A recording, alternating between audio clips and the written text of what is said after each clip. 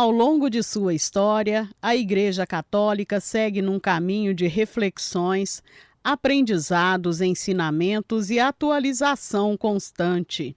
Na década de 1960, no Concílio Vaticano II, a Igreja percebeu que o melhor meio para cumprir bem a missão que tem no mundo é a sinodalidade, um esforço coletivo e contínuo, em que o povo de Deus caminha junto.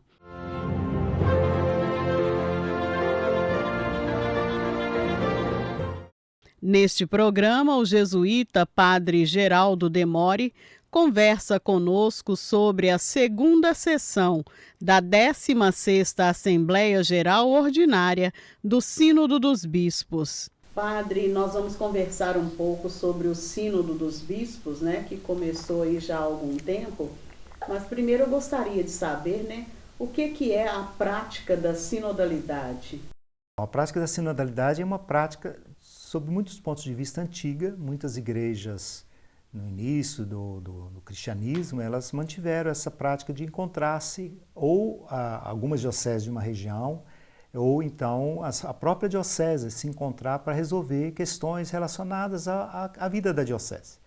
Essa prática foi se perdendo na igreja nossa, chamada Igreja Latina, mas ela manteve a prática dos concílios. Então, o último concílio, que foi o Concílio Vaticano II, os bispos gostaram tanto daquela experiência que eles fizeram de se escutar durante 4 anos, 4 sessões, que eles pediram ao Papa Paulo VI para manter aquela prática do encontro deles. Aí o Papa Paulo VI, antes mesmo de terminar o concílio, em 1965, ele criou a instituição do Sínodo dos Bispos, que se reúne de forma ordinária. Então esta, por exemplo, esta sessão que esse sínodo que nós estamos tendo agora é a 16ª sessão do sínodo, 16º encontro do sínodo dos bispos, ou seja, é 16ª ordinária, mas tem extraordinária, tem especiais. Então, desde 1965 já tivemos vários sínodos para manter viva essa prática de escuta dos bispos e das igrejas do mundo todo, para que juntos com o Papa possam discutir temas importantes para a igreja. Envolve então aí não só a Igreja Católica, a Igreja Latina, mas também envolve outras instâncias, outras pessoas. Tem 2 tipos de sínodo. O sínodo pode ser um sínodo diocesano. Então, muitas dioceses pelo mundo têm a prática de fazer sínodos. Então, convocam todas as forças vivas daquela diocese, padres, religiosos, leigos, leigas, quem tem função importante naquela vida da diocese. Pode convidar também, que eles chamam observadores fraternos, por exemplo, pessoas de outras igrejas cristãs. Essa é a prática no sínodo diocesano. Agora, no sínodo como esse, que é o sínodo dos bispos, então, normalmente, ela é uma prática que reúne os bispos, e até esse sínodo, agora, 16º, tinha observadores. Então, convidava observadores. E observadores podiam ser leigos, homens ou mulheres. Por exemplo, sínodo da família, teve vários observadores leigos, homens e mulheres. Pode ter padres, pode ter pessoas de outras igrejas cristãs, mas esse sínodo o Papa inovou, porque ele colocou não só como observadores, mas como membros a parte inteira, ou seja, com direito a voz e voto.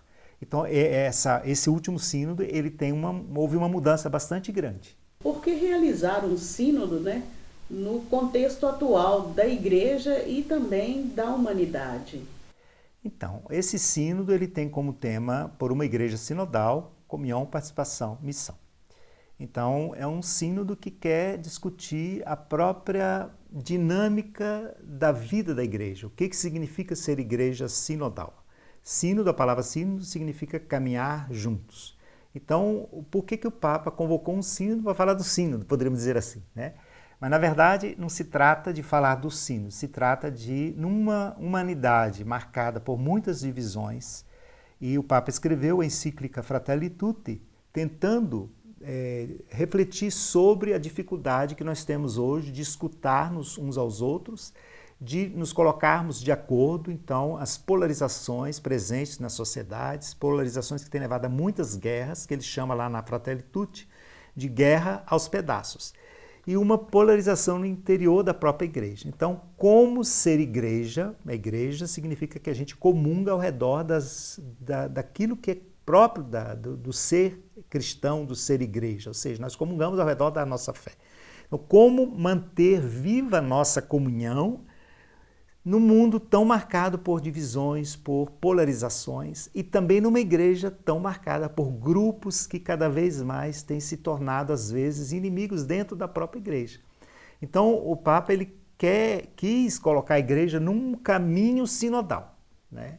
Num caminho sinodal, para que a igreja, comungando, respeitando as diversidades que a compõem, possa manter viva a sua missão, que é justamente anunciar o Evangelho de Jesus Cristo. Por isso, comunhão, participação, ou seja, comunhão nas diferenças, todos sendo valorizados na forma de participar em função da missão.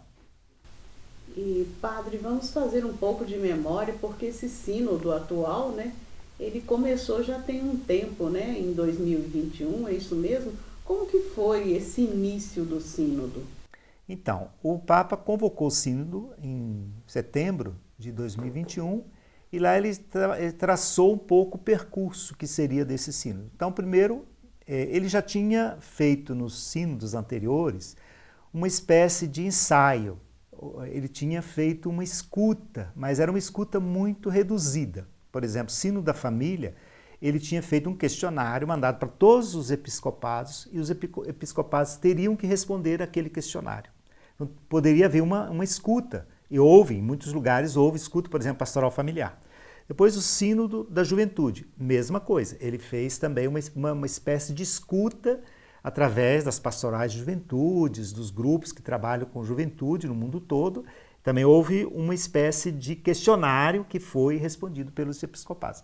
No Sínodo da Amazônia, aí já foi um pouco mais amplo, porque o pessoal lá da Amazônia, eles promoveram uma grande escuta, foram mais de 80 mil pessoas que participaram em reuniões, em questionários, respondendo para esse Sínodo da Amazônia. Aí o Papa, baseado sobretudo na experiência do Sínodo da Amazônia, ele pensou em fazer uma grande escuta em toda a igreja do mundo todo. Então o Sínodo começou assim, teve um documento preparatório, que foi apresentado lá em setembro de 2021, e abriu-se então a chamada etapa da escuta em nível diocesano. Todas as dioceses deveriam fazer uma escuta ampla, com pessoas ligadas à igreja, pessoas não ligadas à igreja, pessoas das igrejas protestantes, evangélicas, ou seja, uma escuta o mais ampla possível. Então, cada diocese criou uma comissão para a escuta. Então, a Arquidiocese de Belo Horizonte, por exemplo, teve uma consulta em nível de paróquias, comunidades, pastorais, e depois abriu uma consulta aberta. Mais de 3 mil pessoas responderam um questionário aberto. Então, essa escuta, inicialmente ela estava prevista até março de 2022, mas depois ela foi ampliada até maio, mais ou menos, deu origem a um relatório de síntese da diocese. Então, cada diocese no mundo inteiro fez, à sua maneira, essa escuta, elaborou um documento de síntese e mandou para a Conferência dos Bispos. A Conferência dos Bispos aqui do Brasil, a CNBB, ela fez o seu documento de síntese, terminou lá em agosto de 2022 e mandou para a Secretaria-Geral do Sínodo, que, por sua vez, preparou, então, o que seria chamada etapa continental. E a etapa continental, para ela, também foi feito um documento, chamado Documento da Etapa Continental.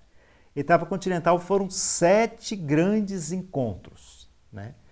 Um na América do Norte, um na Europa toda, um na África, um na Ásia, um no Oriente Médio, para as igrejas ortodoxas orientais, e a América Latina também teve o seu, né? E a Oceania também teve o seu. Então foram 7 grandes encontros que foram realizados entre janeiro de 2023 e comecinho de março de 2023. Então, essa foi a etapa continental.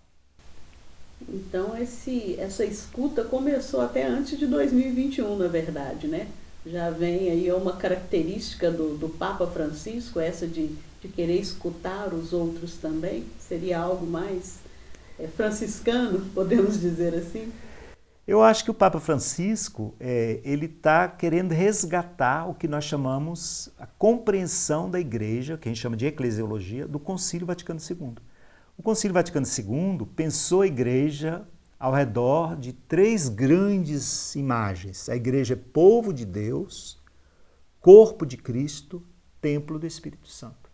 Então, essa eclesiologia, sobretudo a primeira parte, a eclesiologia do povo de Deus, que valoriza todos, porque todos são batizados, então todos têm uma igualdade, todos gozam da mesma dignidade dada pelo batismo, essa eclesiologia tinha ficado um pouco assim esquecida durante um certo tempo. Então o Papa ele quis resgatar, ele está no fundo, como você falou muito bem, ele está querendo colocar no centro do ser cristão aquilo que todo mundo é pelo batismo, que é a dignidade batismal. Todos somos irmãos e irmãs, filhos e filhas do mesmo Pai, temos a mesma dignidade dada pelo batismo. Então começou assim, dessa forma. E no caso seria, não sei se é uma pergunta muito sem nexo, né? Mas em termos de catolicidade, né? Que é Igreja Católica, Igreja Universal. Né? É algo mais amplo que o Papa quer fazer na Igreja, no contexto atual? Veja bem, muitas pessoas às vezes identificam a Igreja Católica com o Papa, com o Bispo ou com o Padre. Né? E o que o Papa tem mostrado é o seguinte, a Igreja, somos isso que, assim que terminou o Concílio Vaticano II, todo mundo dizia, a Igreja somos nós, ou seja, todos fazemos parte da Igreja, todos devemos participar, oferecer o melhor que nós temos, os nossos dons, e todos somos chamados ao anúncio do Evangelho. Não é só o padre, não é só o bispo, não é só o Papa. Então, nesse sentido, o Papa está querendo assim, lembrar-nos e colocar-nos nessa dinâmica. E depois, tem uma outra coisa muito importante do Concílio Vaticano II, é que ele define a Igreja como sacramento universal da salvação. Ou seja, Cristo é o grande sacramento de Deus, mas no mundo, depois que Cristo morreu e ressuscitou, a Igreja ela é em Cristo o sacramento, ou seja, ela tem que promover no mundo esse sacramento, esse sinal em que os seres humanos vivem em comunhão entre eles, porque é a salvação de Cristo que atinge a todos. Então, a Igreja tem que ser no mundo sinal de que a humanidade vive em harmonia, em comunhão, em diálogo.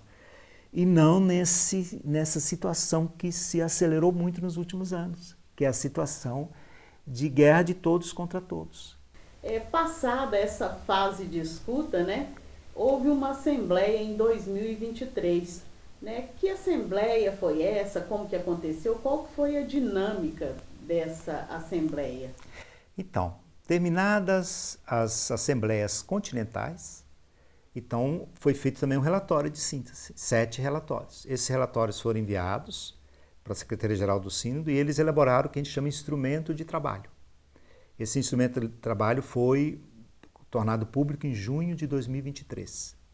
E era uma espécie assim, de questões, tinham algumas apresentação do que tinha vindo das bases da escuta e eram muitas perguntas.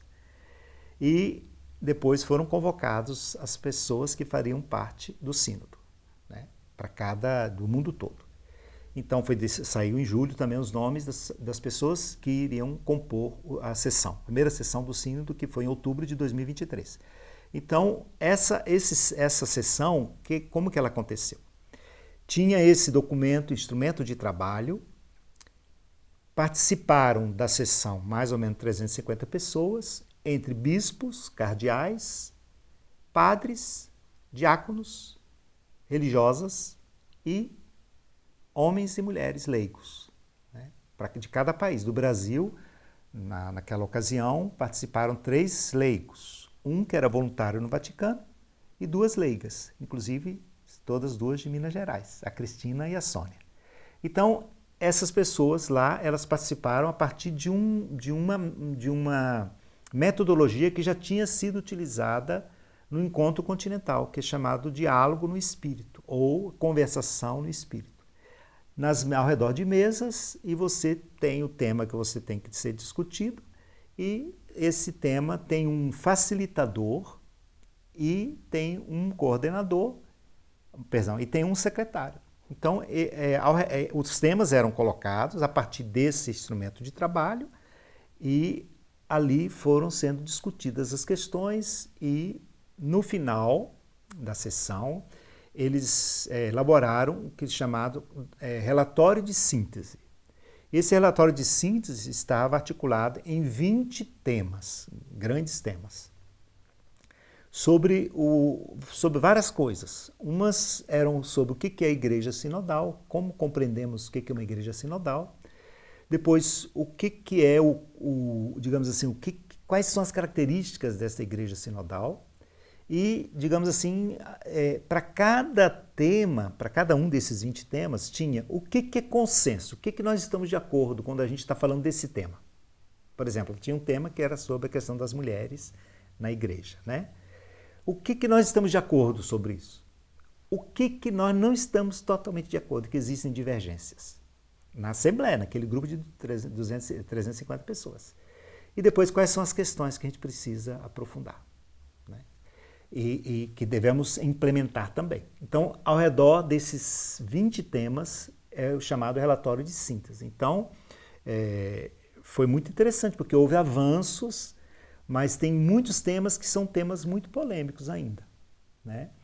E aí o que aconteceu? O Papa, lá em janeiro, mais ou menos, reunindo com o pessoal da Secretaria-Geral do Sínodo, mandou uma carta para o responsável, né, para o cardeal responsável, o cardeal Grech, e ele propôs a criação de 10 grupos de trabalho, né? 10 grupos de trabalho ao redor desses temas ou que precisam de aprofundamento, ou que precisam de mais estudo, que não tem consenso, que precisa ser discutido, né? E esses 10 temas, então, esses grupos foram criados lá, foi comunicado em março de 2024, né? E depois foi pedido também que foi feita uma pergunta de novo para cada diocese, que aí não foi uma escuta ampla, foi só a comissão que preparou a escuta, ela tinha que responder umas perguntas. No fundo, é como ser uma igreja sinodal missionária. Mandar essa pergunta é a resposta dessa pergunta.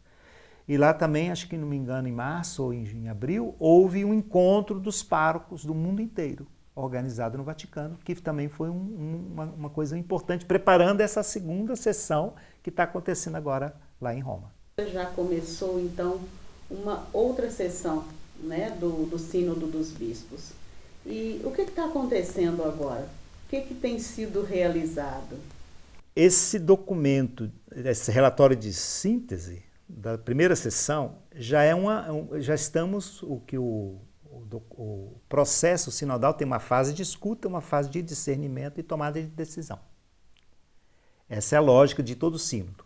Então, a escuta, vamos dizer assim, ela convergiu nesse instrumento de trabalho, que por sua vez levou um primeiro caminho para o discernimento, que foi esse da primeira sessão de outubro de 2023. Aí agora, o que eles têm que fazer? Eles têm que ir na direção das tomadas de decisão, né?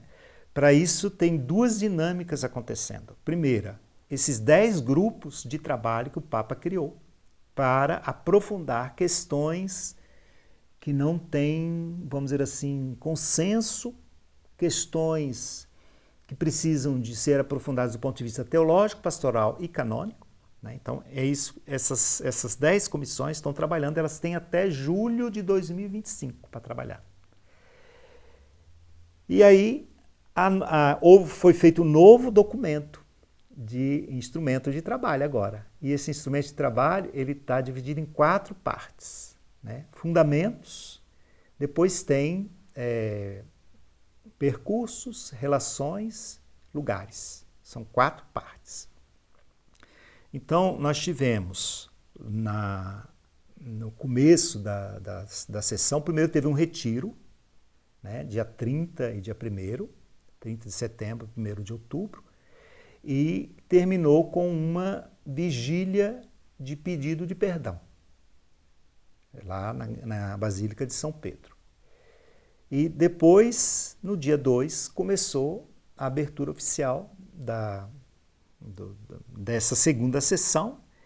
E a sessão, então, nessa abertura oficial foi interessante, né? Porque o cardeal Hollerich, que é o responsável do relatório final, né? Ele apresentou o caminho que foi feito e ele trouxe onde que cada um daqueles grupos avançou. Eles foram lá prestar conta. Então foi uma sessão bastante longa, né, daquele dia, no dia 2, que foi a abertura oficial mesmo, né, teve uma oração de abertura, etc.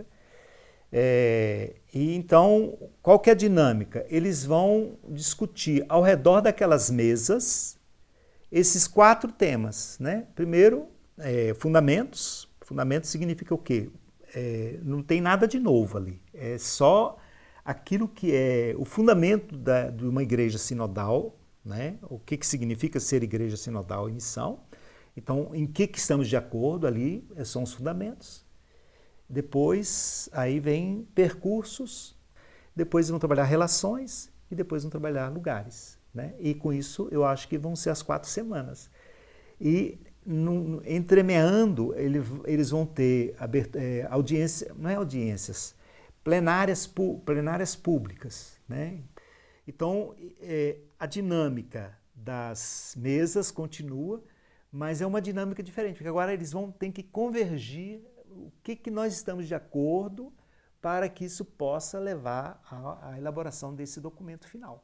Eu tenho lido cada dia as pequenas informações que aparecem, né, sobre como foi a sessão, o que pode ser dito, porque tem as rodadas de imprensa que aparece lá, né? Então é muito interessante a gente perceber como que o que o Papa quer, o que eles estão tentando fazer é que de fato seja o que sair como resultado, é fruto de um discernimento onde o Papa diz o seguinte: é o Espírito Santo que nos conduziu.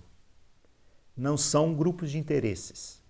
Não são, porque eu defendo isso, então eu vou puxar a brasa para minha sardinha. Eu defendo aquilo, então eu vou puxar, né? Como às vezes acontece, todos os grupos, mesmo dentro da igreja acontece isso. Às vezes tem grupos de pressão. E o Papa tem insistido muito para que tudo o que for tomado lá como decisão seja o resultado de um consenso no Espírito. Por isso que essa dinâmica do diálogo no Espírito.